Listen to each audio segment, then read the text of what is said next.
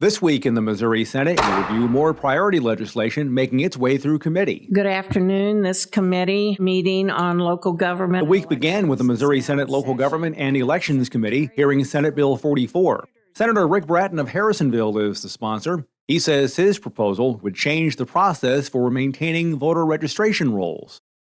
Just requires clerks and that there is an active process in which we're doing that.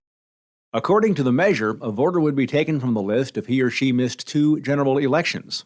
During committee discussion, Missouri Senate Minority Floor Leader John Rizzo of Independence told the sponsor he does not believe the bill spells it out in these words.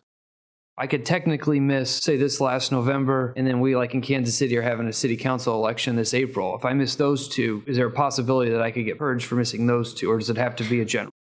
Committee action has not yet been taken on Senate Bill 44. Senate Bill 5. Senate Bill 5 is an open... Tuesday saw the Missouri Senate Education and Workforce Development Committee spend time on Senate Bill 5. Senator Andrew Koenig of Manchester is the sponsor. He says this measure seeks to allow the enrollment of non-resident students in public school districts.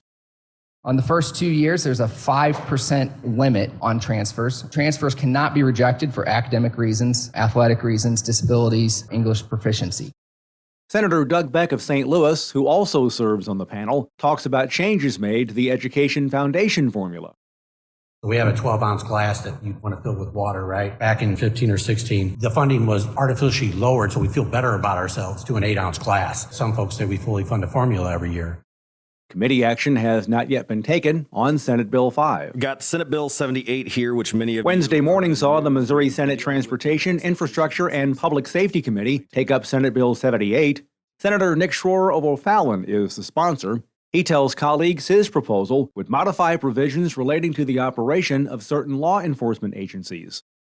This, to me, is a very important issue that transcends politics, transcends race. This is something that we're trying to restore sanity and safety in a region that has been decimated by crime. During committee discussion, Senator Brian Williams of University City pointed out St. Louis is not the only law enforcement agency facing a personnel shortage.